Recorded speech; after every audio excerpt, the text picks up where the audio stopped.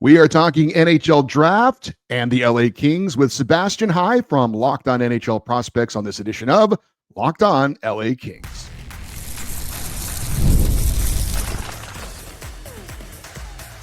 You are Locked On Kings, your daily podcast on the Los Angeles Kings, part of the Locked On Podcast Network, your team every day. Hey, Kings fans, welcome to Locked On LA Kings, part of the Locked On Podcast Network, your team every day. Thanks for making Locked On LA Kings your first listen every day. We are free and available wherever you get your podcasts and on YouTube. I'm Eddie Garcia, your host of Locked On LA Kings. I've worked in sports media for the past 30 years, also one of the co-hosts of Locked On NHL Game Night, a nightly podcast and YouTube show that recaps the night in the NHL, and a passionate LA Kings fan for over 30 years. This episode is brought to you by Monarch Money. Take control of your finances with Monarch Money. Use the code Locked On NHL at monarchmoney.com for 50% off your first year. We continue our off-season coverage of the LA Kings, and as of the recording of this show, we are 22 days away from the NHL Draft right here in Los Angeles. And to help get us informed on this year's draft and talk about what the LA Kings potentially could do with their first-round pick is the host of Locked On NHL Prospects. His name is Sebastian High. He is here to talk to us about the draft. Obviously, you can follow him on X and Twitter at at High_Sebastian. And of course, you can check out Locked On NHL Prospects wherever you get your podcasts and on YouTube. Sebastian, thank you for joining us, I believe, for the first time. Indeed, the first time. Thank you so much for having me on. I'm looking forward to chatting about prospects, and especially with the LA Kings, who I think are a pretty interesting team in terms of their overall drafting philosophy. And they got a pretty fun talent in the first round last year, so they might do that again this season. Well, we hope so. And I definitely want to talk about that player that you are referencing as well. I did want to say on the show, I usually wear a different hockey jersey every episode. It helps me to justify the amounts of money I paid for all these jerseys. And I've tried they're almost all LA Kings jerseys, but there is one that I had from junior hockey. And I decided, well, I'm going to wear that today. So I am wearing the plush green jersey of the Everett Silvertips of the Western Hockey League, which I bought on a trip up to Seattle many years ago. And I'm glad to have an excuse to put it on. I don't know if the Silvertips have any big prospects this year or not, but I know Dustin Wolf was, I believe, a Silvertip at one time, former California resident, and now the starting goalie for the Calgary Flames. Who's the Silvertip prospect this year? Just throw it out there. Carter Bear, the hardest working player in the entire draft class. And you don't have to wait very long to have an even better talent coming out of Everett, because the prospective first overall pick in a couple drafts time, Landon DuPont, who as a 15-year-old was like over a point a game scoring as a defenseman in the WHL this season. He is the face of the franchise now in Everett. Very good. We've already been educated on this. I love it. Before we get into the specifics of the NHL draft, I did want to let you give a chance to let our audience know a little bit about you, what you do all year long to stay on top of what's going on in the prospects world. Yeah, I have a very jam-packed schedule in terms of prospects. I do a lot of different things in this field of scouting. I'm the USHL scout at Elite Prospects, so our final draft guide just came out yesterday, so definitely something to check out if you're interested in informing yourself about this year's draft class. There's 1,800 pages of information, including all of our game reports that we compiled this season there. But beyond that, I do a lot of work on the podcast as well. I try to keep up with not just the USHL talents, but the overall draft eligibles beyond just the region I cover for Elite Prospects. And I've been doing this for just about 5 years now as well. So I've been in the scouting field for quite some time, and it's been very fun also this year. It's been a change of pace for me to be focusing on just one league primarily for my actual scouting work with Elite Prospects. Previously to that, I was with Dauber Prospects as the head scout. So I was managing a team and watching every draft eligible I could, basically. But this season, it's been nice to just kind of settle into a smaller group of players, but to get to know each and every one of their games really, really well. Well, one thing that's always fascinating about the NHL draft or any draft is that things change from year to year, where teams are picking, what the strengths are of a certain draft class, what positions are the deepest, maybe even what countries are producing the top players. So in general, about the 2025 draft, what makes this draft maybe unique, or give us kind of the feel of what this draft is all about, generally speaking? Yeah, it's a very interesting draft class, I find. I think that like in terms of overall quality, it's a bit weaker than last year's, but I think it's been slightly overblown in terms of how weak it is. See a lot of people talking that this is a not very good draft class and going on about it. I think that there's a lot of talent to be found in this year's class. It's just that after the 15th overall mark, there are a lot fewer players that have like true elite potential left on the board. Like we saw last year, some guys falling a bit further through that like latter half of the first round into the second, who brought a bit more upside than this season. But the 2025 class is very Canadian heavy, especially in terms of first round talents. You probably only see a couple of US based guys going in the first round this year. Of course, you have James Higgins, who's going to be going in the top 6 or 7. But beyond him, in terms of like the USHL guys, the NTDP, the program that has developed players like your Cole Caulfields and your Will Smiths and all of these talented players in the last years, doesn't have a single like superstar this season. So there's a bit less talent outside of Canada this year, but for that, you see a lot of guys from the CHL, like whether it be the WHL, the OHL, or the QMJHL, being a lot more represented than last year, for instance. So very strong Canadian class. You have a couple very strong Swedish players as well that are in the top end of the first round. But the vast majority of players who will be going on day one of the draft have been playing their hockey in Canada this season. Now, I've heard some people say that there is no real consensus number one overall pick, but every mock draft I look at, including yours, which we're going to show a graphic if you're watching on YouTube in just a second, has defenseman Matthew Schaefer going number one overall to the New York Islanders. So how much drama do you think we will have at who goes number one overall? There could definitely be a little bit. I mean, I think a lot of it's going to depend as well on what the Islanders want to do with the asset that is a first overall selection. They're going to have opportunities to trade down. I think a swap with San Jose could make a lot of sense if the Sharks really want the defenseman. And I mean, Schaefer would certainly complete that blue line and not be very fun to play against if you're an LA Kings fan. But beyond that, I think that between Michael Misa and Matthew Schaefer, you have two players who have really, really extensive arguments to go first overall this season. I think that Schaefer is more likely. I'd give it maybe a 70% chance at this stage that he likely goes at number one, maybe even 80. But compare that to past seasons, like last year with Macca Celebrini, everybody and their mother knew that he was going first overall well before the draft. That's a bit different this year. It's a bit more up in the air, but as the dust has settled on the season, Matthew Schaefer's grip on that first overall pick, I think, has strengthened, especially because Michael Misa's playoff performances left a little bit to be desired. And for those who aren't able to watch on YouTube, if you're watching on, or if you're listening on the podcast, we'll describe a little bit of what we're showing you right now. But you do have the defenseman going number one overall, but the next 7 picks are all forwards. Overall, there's 21 forwards of the 32 picks you've got here on your mock draft, 12 centers and 10 wingers. You've got 9 defensemen going in the first round and 1 goaltender. I did notice that in the top 10 picks, it's forward heavy. And in the bottom, the last 10 picks, you've got a little bit more defense.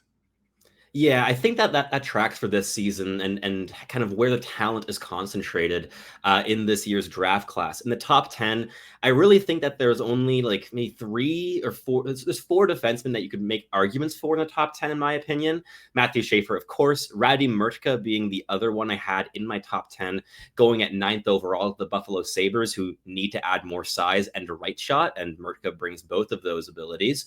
But beyond that, you have Jackson Smith, who's a very mobile, like elite skating defenseman. He's physical, but also offensively gifted.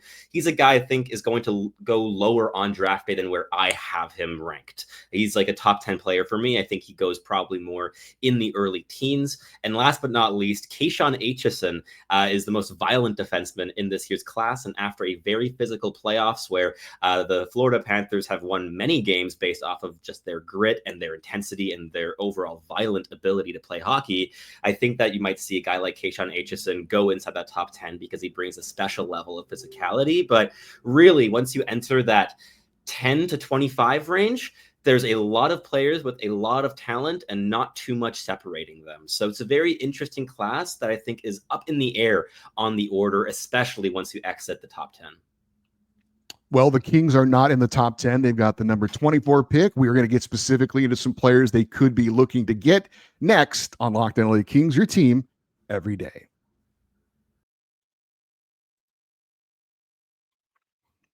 All right. And we do want to let you know that today's episode is brought to you by our friends over at FanDuel. The NBA playoffs are in full swing, and every night delivers highlight-worthy performances, major momentum shifts, and can't-miss moments. Whether it's a game-winning shot or a breakout player, there's never been a better time to get in on the action. FanDuel makes it easy to stay in the game before tip and afterwards during the action with player props, performance trends, and same-game parlays. Fans have more ways than ever to play smart and win big. Which players are showing up in the biggest moments? How could tracking their trends help you build your next big bet? What would it look like to combine your live prop bets mid-game based on how the action unfolds? If you've got a read on who's heating up, why not back it up with a same-game parlay? How could a $200 bonus bet add to the excitement if your first $5 bet hits? New to FanDuel, it's the perfect time to sign up. Head to FanDuel.com and place your first $5 bet. If it wins, you'll get $200 in bonus bets. Make every moment more with FanDuel, official sports betting partner of the NBA. All right, we are continuing with Sebastian High, who is the host of Locked On NHL Prospects. And obviously, we want to talk specifically about the draft and the LA Kings and how it pertains to them. But I did want to ask you one more general question. Maybe specifically speaking, when it comes to the Kings, if you don't have a top 10 pick, do you think it's the best policy to just take the best available player? Or do you only typically draft for need if you've got maybe a top 5 pick or somebody that you think can help your lineup in the very near future? It's a very subjective question. I think that different NHL scouts would answer this question differently as well. I would say that taking the best available player is always a decent option, but especially once you get into this like late first, second round, third round, unless a player falls to you, right? Like a Lane Hudson who went 62nd overall to the Montreal Canadiens, or players who bring special qualities that you just cannot find on the trade market, I think that you should probably pick that player as the best player available. But more often than not, when you are selecting in this range of the draft, you probably have a selection of 3 to 5 players who are pretty much in one grouping, and what you prefer has to do about your own subjective view of what this player brings, how that's going to evolve in the coming seasons, and how that's going to fit into the lineup that you already have. So for a team like the Los Angeles Kings, who have a core of players that I think they're still going to run with for a few more seasons, they're going to want to probably take another shot at the playoffs before players like Kopitar and Danault and this era of the Kings kind of ages out. I think that going for a player that can bring you something solid and reliable that you can have in your lineup within the next 2 or 3 seasons could be quite valuable. Your other options would be to take a bigger like investment pick and to wait for like 5 or 6 years for a player to refine before finding out what he actually becomes at the next level. But I think for the Kings this season, with that first round selection specifically, going for a guy, and there's quite a few in this mold and various positions in this range this season, who is projectable, will be playing minutes almost certainly at some point, and probably only needs another like 3 or 4 years to develop, if not less. I think that could make sense for a team in the current position that LA finds itself. The Kings director of amateur scouting is Mark Yannetti. I believe he's in his 18th season in that position. I don't know where that ranks around the NHL. I got to believe it's one of the longest tenured people in his position. So clearly the Kings have valued what he's done in the past. He's obviously worked under multiple GMs, and we've got a new one here in Ken Holland this year. Is there any kind of reputation you're aware of as far as the Kings organizationally, what they do when they draft? Yeah, I find that the Kings often are quite adaptable drafters. I don't think that it's a team that only has one set kind of goal at the draft. Like we see certain teams around the NHL, I'm not going to name names here, but they often go for the same profile year after year after year, and some of them hit, some of them don't. But there's a bit of a cyclical element to the drafting, and I think this is a bit less the case with the Los Angeles Kings, who have proven themselves to be quite opportunistic when player like Liam Greentree last season was able to fall into their laps, even though in terms of the skating ability, he may not have been the exact profile that they were looking for with that selection. They just made it anyways because they saw him as the best available player. And I think that now with hindsight, with 1 year's hindsight at least, we can tell that he's definitely one of the best players that was left available there when they made that selection. It's aged really, really nicely. So I think that in terms of what they're going to be doing this year, a lot of it's going to be also reading what other teams are trying to do and reacting to that a little bit. The draft is always reactionary to some extent, right? The other teams are determining which players are left available when you select. But I definitely think that that the Kings are going to go down that route. How Ken Holland's appointment is going to influence that, I'm not entirely sure. He's in terms of teams that he's led in the last decade or so, they've often been a little bit more rigid in their drafting in terms of having set ideas and not really venturing too far beyond those profiles of players. So I'm thinking like very skilled small guys have not really been selected by Ken Holland teams very often in the last 10 years. So there's been kind of a metric of player that hasn't really been considered in the draft discussions, I think, in many ways. But again, this season, you already have an established head of amateur scouting, and he's going to definitely lead that a lot more than Ken Holland, who just joined the job very recently. And for those watching on YouTube, we're going to throw up the your mock draft once again so they can see a little bit about what we're going to talk about. But the Kings have the number 24 pick. And on your mock draft, I guess I should ask you, is this ranking who you think are the best players 1 through 23, or is this actually projecting who you think the teams will take with those picks? It's very much projecting who the teams will pick. These are not my personal rankings. So like a player like Anton Frondel is right around 10th overall on my personal board, but I have him going at 3 because I think that Chicago would really value a profile like him on draft day. But yeah, so in terms of like the LA Kings and their needs, like partially this is kind of interesting because I think Bill Zonin is the most similar player in this year's class to Liam Greentree last year. He's a player who's played a lot on the wing, but also actually ended the season playing down the middle. Like he transitioned from wing to center for the first time in his career, playing first line minutes this campaign. And he's a player that in the QMJHL was among the top scorers this year and very physical, good details, pretty intelligent player. But it's the combination of physicality and playmaking skill that really makes him shine. And that's something that is certainly reminiscent to Liam Greentree last season. Obviously, Drew Doughty's got a couple more years left, but maybe the Kings would be projecting to kind of fill his spot at some point with a defenseman. And I mentioned earlier, you do have a number of defensemen that are towards the back end of the draft. Sasha Bomidian, Cameron Reed, Blake Fiddler are a couple of guys we talked about on our show yesterday that you have in and around the 24 area. Any of those guys stand out as maybe fits for the LA Kings? Blake Fiddler among that selection for sure. I think in this range, like the 20s, he's the defenseman that I'd be personally targeting, especially if you have an opening down the right side. And with Drew Doughty, of course, right, you're going to have that opening in a couple years' time. And a player like Blake Fiddler, who is 6'4", over 200 pounds, one of the younger defensemen eligible in this year's draft class, comes with that hockey lineage. He's the son of Vernon Fiddler, and he combines expert level mobility with great rush defending. He's really suffocating. He's difficult to get past in transition, and he's also shown more and more ability on puck as well. He's really good in the breakout. He's still learning how to contribute in gaining the offensive zone and contributing in that sense. And I think the offensive activations still need a little bit of improvement as well, but he's a young player with a lot of developmental headroom. And I think that would really excite the LA Kings while also still bringing physicality and size and mobility down that right side.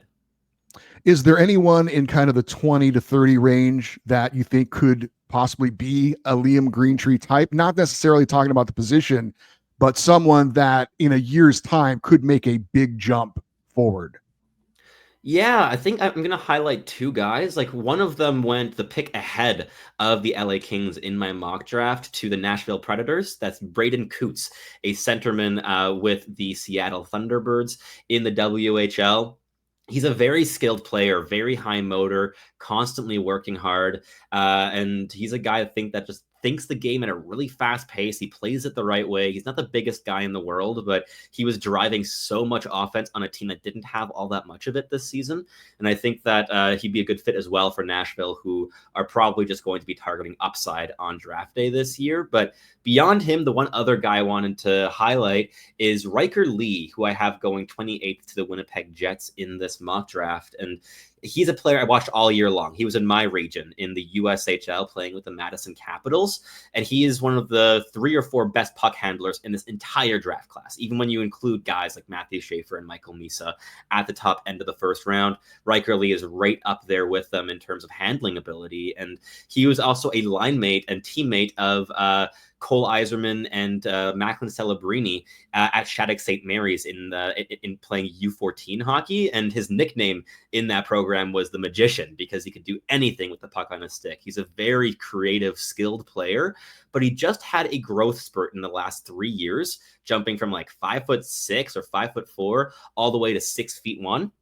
And with that, his skating has fallen behind a lot. He's still adjusting to his newfound size. So he has one of the uglier, choppier strides in this year's class, but he thinks the game really well. He implemented more physicality as the season progressed.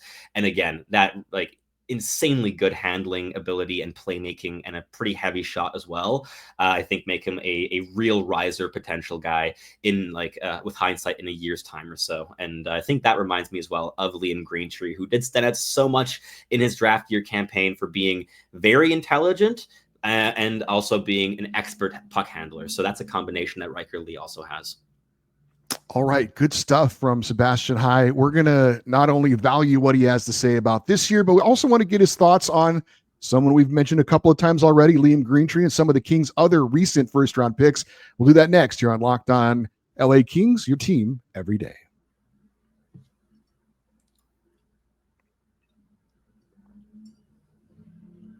All right, we are wrapping it up with Sebastian High, Locked On NHL Prospects host. Did want to ask you again about some of the recent picks for the LA Kings, and one of them is Liam Greentree, who we've talked about. Kings got him at number 26 in the first round last year. If we were redrafting last year's draft, where would Liam Greentree shoot up? Would he be a top 10 pick this year if they redrafted? I think he'd be in that 11 to 15 range. I think top 10 might be a little bit much because there's still so many very skilled players that went in that year's class, right? Like your Celebrinis, your Ivan Demidovs, these players I think are they're not moving from the top end of the board in a redraft. And there's also so many defensemen like Sam Dickinson and Zeev Buyum and Zane Parekh.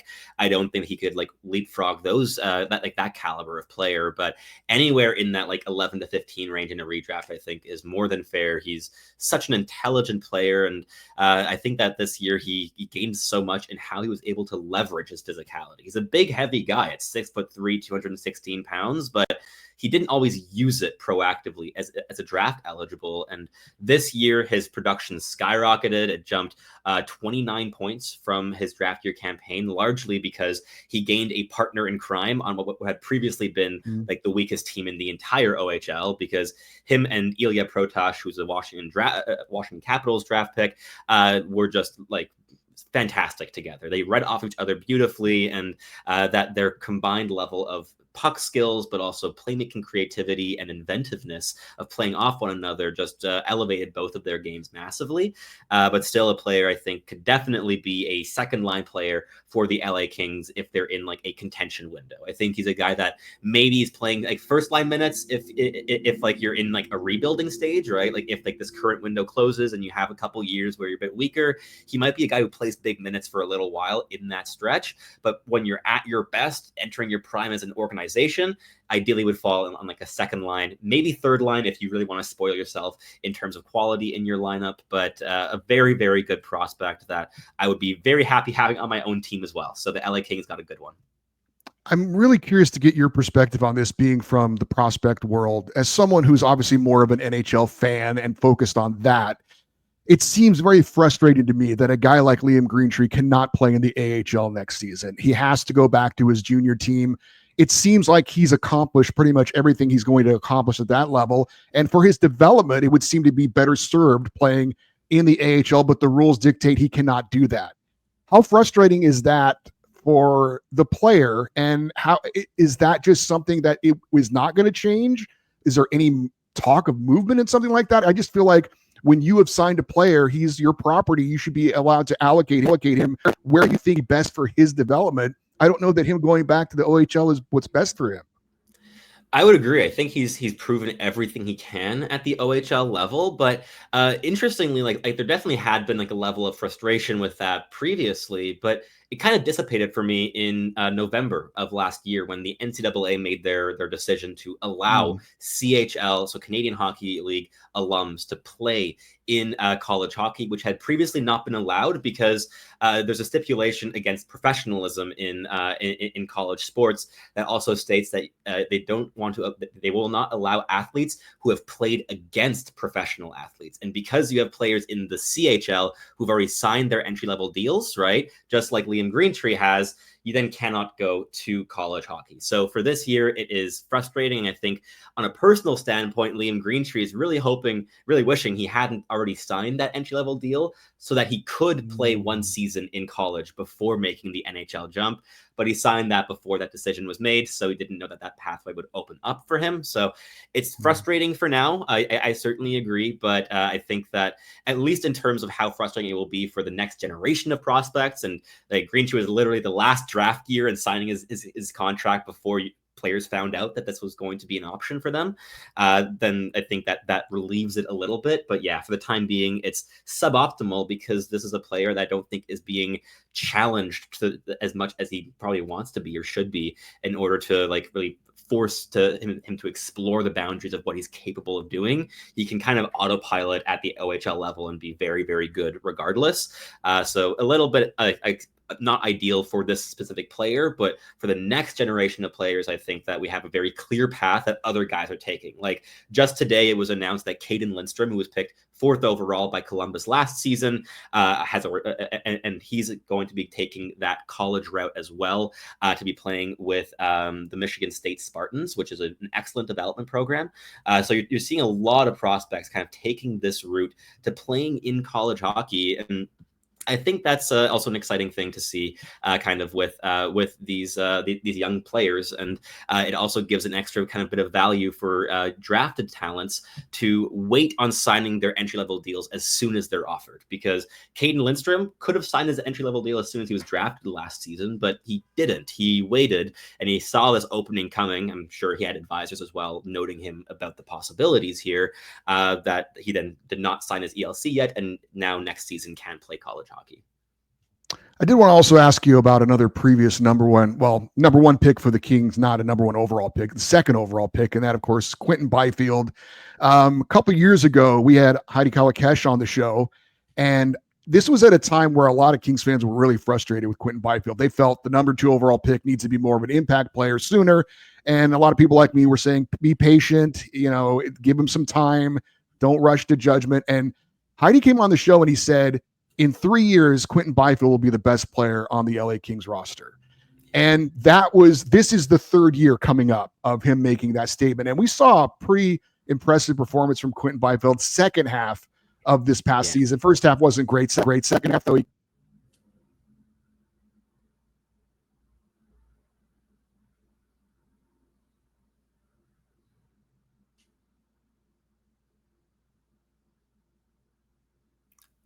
You're muted. Sebastian, are you there?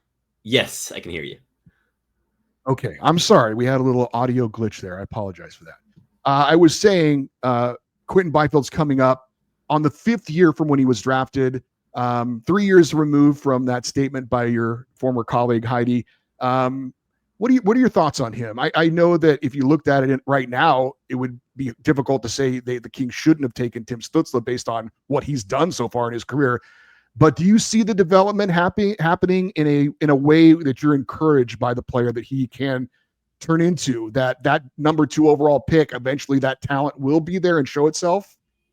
I am. I think that we've seen so many flashes from Byfield, and I think that Kings fans are understandably frustrated that it's been reserved to flashes much of this time in his young NHL career of what he's showing in terms of his skill, and he hasn't been like dominating shifts on a consistent basis. But this is still a player who has yet to turn 23 years old. This is a very, very young player. And he was, again, right, like one of the youngest players in that draft class. I'm sure like LA Kings fans heard a lot about that when they selected this player. But I definitely think that the back half of this season was encouraging. I think it was another step of him just taking on a big role. And we even saw like in the playoffs against the Oilers, even when like they ended up like losing that series after a 2-0 lead, in that game 4 against Edmonton, Byfield played in 28 minutes and 31 seconds. Like he was being leaned on heavily when things mattered most this season. And I thought that he didn't like buckle under that pressure.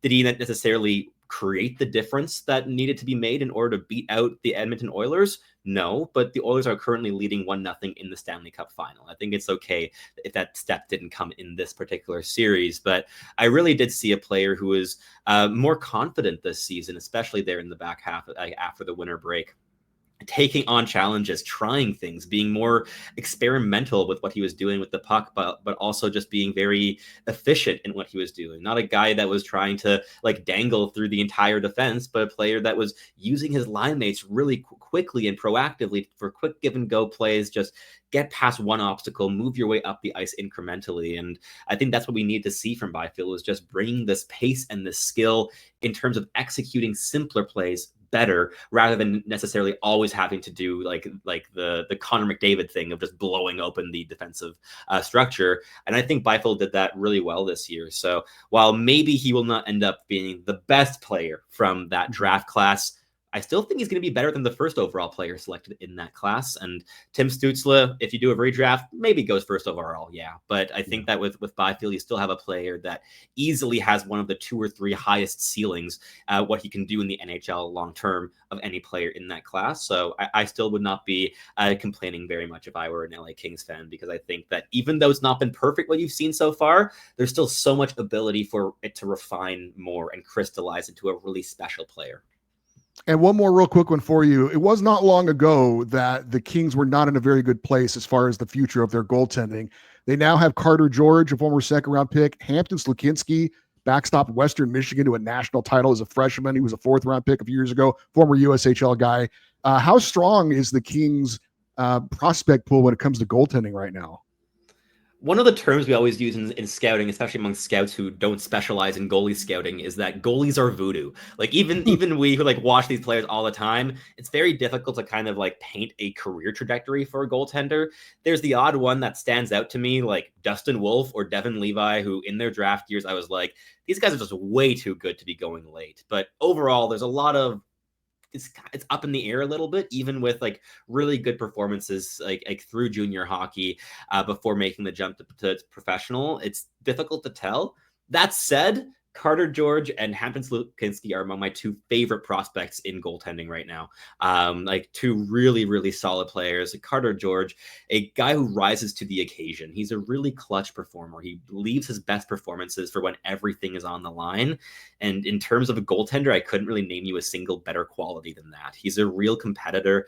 And on top of that, I think that Slukinski was the most underrated goaltender in the prospecting world for like the 3 years running until this season, when he showed everyone why that had been the case. And now those valuations are kind of climbing to meeting the player that he has been all along, who I think is very intelligent, very athletic player who's able to just shut games down. And as you mentioned, played an integral role this season for his team in college. That is Sebastian High. He is the host of Locked On NHL Prospects. You can follow him on X and Twitter at High_Sebastian, and the show at LO_NHL Prospects. Sebastian, great stuff. I really enjoyed the visit, and I think our listeners did as well. And we'd love to have you back on after the draft to get into the players that the LA Kings select in this year's draft. I'd love to. Thanks so much for having me on. This was a pleasure, and the LA Kings are always a fun team to talk about, so I appreciate the opportunity. Any chance you're in LA for the draft, or will you be watching from afar? I'll be watching from afar this season. All right. Well, we're looking forward to having you back on again, and really appreciate your time. Thanks. I hope you guys enjoyed that. That was Sebastian High, the host of Locked On NHL Prospects. I know I feel smarter about things, and that was some great information. If you would like to get your thoughts on anything he had to say or anything going on this week on Locked On LA Kings, we have our fan feedback show coming up On our next episode, you can send an email to lockedoneddie@gmail.com, EDDIE. If you're watching on YouTube, we always welcome your comments in the comments section. Stay interactive with the show on social media, X, Twitter, Instagram, TikTok. We're at Locked On LA Kings. I'm Eddie Garcia. Thank you as always for listening and watching this episode of Locked On LA Kings, part of the Locked On Podcast Network, your team every day. Have a great rest of your day. We'll talk to you next time. And as always, go Kings, go.